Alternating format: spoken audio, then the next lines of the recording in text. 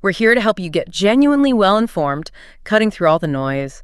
Today we're plunging into, well, a pretty captivating story. It's got celebrity, a really contentious divorce, and then some truly astonishing personal revelations that honestly might make you rethink what we know about public figures. Exactly. We're talking about the Kelly Clarkson and Brandon Blackstock split. Highly publicized, everyone heard about it, but the real story, the stuff that makes you go, wait, that's only really surfaced after Blackstock's recent death. So for this deep dive, we've looked at, articles, legal docs, a whole bunch of notes. We're going to try and unravel the really complex money side and the personal entanglements of their divorce. Right. And then, like you said, reveal these completely unexpected turns, the relationships that came out after he passed. It's a reminder, isn't it? There's always more going on. Absolutely. So our mission today is pretty clear. We'll walk you through the divorce timeline first. Then we'll explore what Brandon Blackstock's life actually looked like after the split. And finally, unpack these post-mortem revelations that really sent ripples through pop culture. Hopefully by the end, you'll have a much more nuanced picture of this whole layered story, way beyond the headlines. Okay, sounds good. Where do we start? Let's go right back to the beginning of the end. June 2020, that's when Kelly Clarkson filed for divorce from Brandon Blackstock. Citing irreconcilable differences. They'd been married almost 7 years at that point. Yeah, nearly 7 years. And sources, people close to Kelly apparently, they talked about deep clashes. They said they clashed on so many levels. Yeah. And apparently being in quarantine together just amplified everything, pushed it to the point of no return. Wow. It was framed as this personality thing too. Blackstock apparently very laid back. Clarkson maybe more, pretty high strung, that kind of dynamic. Right, that classic dynamic. And the divorce itself, it wasn't quiet, was it? It got really messy. Oh, definitely contentious. Big battles over custody, money, property, the works. So beyond just messy, what specifically made it so difficult? You hear contentious divorce a lot, but what did that look like here? Well, a really big sticking point, a major issue, was their ranch in Montana. Ah, the ranch. Okay. Yeah. Kelly wanted to sell it, but Blackstock was living there and at first wouldn't leave. It took a lot of legal back and forth. Eventually, Kelly was granted ownership of most assets, including the ranch. But get this, Blackstock was allowed to stay there until June 2022. He could stay, even though she owned it. Yep, but he had to pay rent, $12,500 a month. Wow. Okay. Just to stay on the property. He has moved out since then, though. Yes, he has.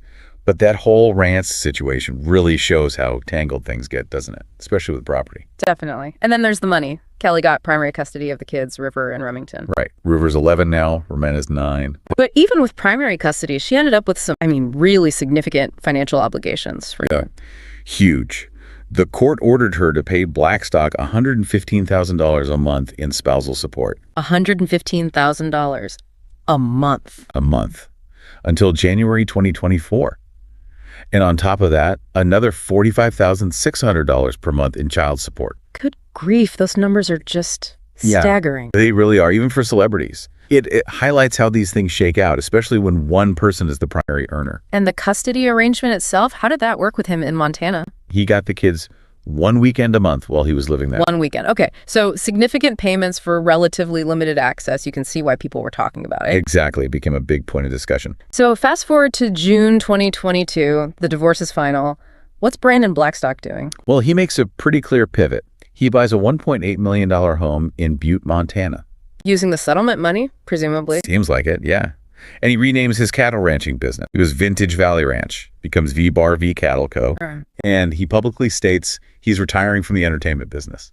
Done. He's going to be a full-time rancher. So it looked like, a totally new chapter, a clean break from his old life. That was certainly the appearance. But then things took a very different and tragic turn. Yeah. Brandon Blackstock passed away. He was only 48. Cancer, specifically melanoma. And his death, sadly, is what brought all these new, surprising details out into the open. It sort of reframed everything people thought they knew about his life after the divorce. It really did. And this is where the whole narrative just flips, unexpectedly. Because of the obituary. Exactly. His obituary comes out, and there's this really significant detail in there. It mentions a Brittany Marie Jones. Right. And who was she? It described her as his beautiful and loving partner in life and business that people quickly figured out. She was Kelly Clarkson's former assistant. The assistant. Wow. Okay. That changes things. Completely. It wasn't just some random biographical detail. It suddenly cast his whole post-divorce life in a totally different light. And, well, you can imagine the reaction. I can only imagine. And the obituary didn't stop there, did it? No, it went further. Said Blackstock and Jones were actively building a life together, even building companies. Companies? Like what? Specifically mentioned Headwaters Livestock Auction and the Valley View Rodeo in Bozeman, Montana.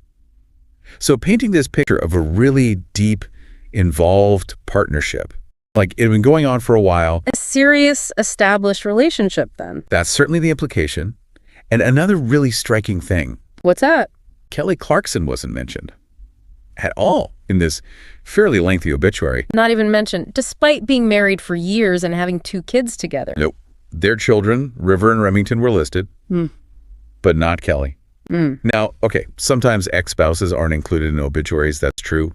But given this new context, this partner being mentioned so prominently. Yeah, the omission feels kind of pointed, almost deliberate. Like maybe the new partner wanted to control that final narrative. It certainly could be interpreted that way, how memory gets shaped after someone's gone. And the public reaction online must have been instant. Oh, immediate. People seized on that twist, the ex-assistant. The whole conversation just blew up again. Huge renewed interest.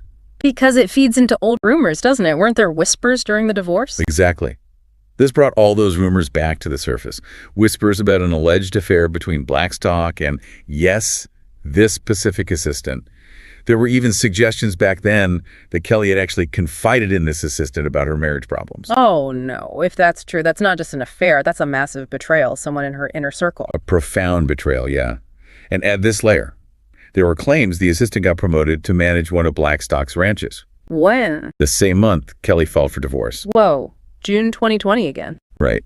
Which makes it look like there could have been overlap or maybe some pre-planning going on. It just adds to that feeling of duplicity. Gosh, it really does make you think of other celebrity situations. Like, wasn't there something similar with Shania Twain, her husband and her best friend? Absolutely. Strong parallels. And that kind of betrayal, someone you trust implicitly, someone who's right there, it just hits differently. Yeah. And, the role of an assistant. They often handle schedules. They're in the home. They know intimate details. It, unfortunately, can create that kind of proximity, that opportunity. Right. The boundaries can blur. It's a vulnerability for public figures, definitely. We see this kind of story play out more than we'd like.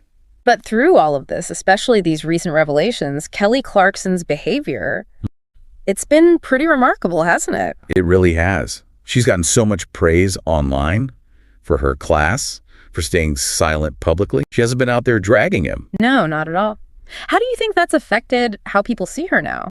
I think it's been incredibly powerful. Her sort of dignified silence, especially contrasted with these posthumous details about him. Maybe it shows that sometimes the strongest response is no response. Let the facts or later revelations speak for themselves. Let the truth come out eventually. Yeah. And her fans, they've definitely been listening closely to her music. Oh, I bet. Her album Chemistry from 2023. Exactly. People point to songs like Down to You or Red Flag Collector, or even how she changed the lyrics to songs like ABCDEQ or Piece by Piece in live performances. As her way of processing it, subtly addressing the betrayal. That's how many interpret it. Her art becomes her outlet. And it's also worth remembering she postponed a Vegas residency when he was ill. Right, I remember that. She said she wanted to be fully present for their kids. That says a lot about her priorities, I think. Definitely focusing on the children. Now, back to the obituary for a second. The language used to describe Blackstock. That also got some attention, didn't it? Oh, yeah. It described him as a sharpshooter, a man's man, and a true gentleman. Also, honest and earnest. He was loyal, hardworking, and loved hard. Loyal, honest, given the context that was emerging. Exactly. A lot of people online found that description pretty ironic. Some even speculated that maybe his new partner. Trying to paint a certain picture. Perhaps. And interestingly, this whole situation made people bring up family history, too. What do you mean? Well, there were discussions pointing back to Brandon's father, Narvel Blackstock, and his split from Reba McEntire. Oh, right. He managed her too, didn't he? He did. And some sources, like the Trashy Divorces podcast, have detailed how that split allegedly involved drawn-out financial disputes, too. People see parallels, maybe a pattern. An unfortunate potential pattern of messy, financial splits involving management relationships within the family. That's the suggestion some observers are making. It adds another layer to consider. And just one more complication for the timeline. Brittany Marie Jones, the partner mentioned in the obituary, there was something about her relationship status, too. Yes, another wrinkle. Apparently, her Facebook showed wedding photos. Wedding photos to Blackstock. No, to someone else. Yeah. A Greg Goose Lapointe. The photos were reportedly from September 2021. Okay, wait. Kelly filed for divorce in June 2020. Brittany Jones apparently marries someone else in September 2021, but she's listed as Blackstock's partner when he passes later. Exactly. Based on the sources we have, it makes the exact start date of her relationship with Blackstock unclear. It just adds more ambiguity to the timeline everyone's trying to piece together. So many layers. Okay, as we wrap this up then, this whole story, Kelly Clarkson and Brandon Blackstock, especially with these posthumous revelations, it's really become quite the case study, hasn't it? It really has. It shows just how complicated personal lives are, how messy financial settlements can be, and how surprising relationships and hidden details can just explode into public view. Right, especially under that intense celebrity spotlight. And it highlights themes like, well, resilience, Kelly's quiet strength, certainly, but also how little the public perception might actually reflect private struggles. We really only see the surface. Totally. And these revelations about the assistant, the business ties, they add these huge, unexpected dimensions to a story many people probably thought they had figured out. It shows how narratives can be shaped and reshaped even after someone's gone. It really makes you think. In this age where we're bombarded with information, headlines, tweets,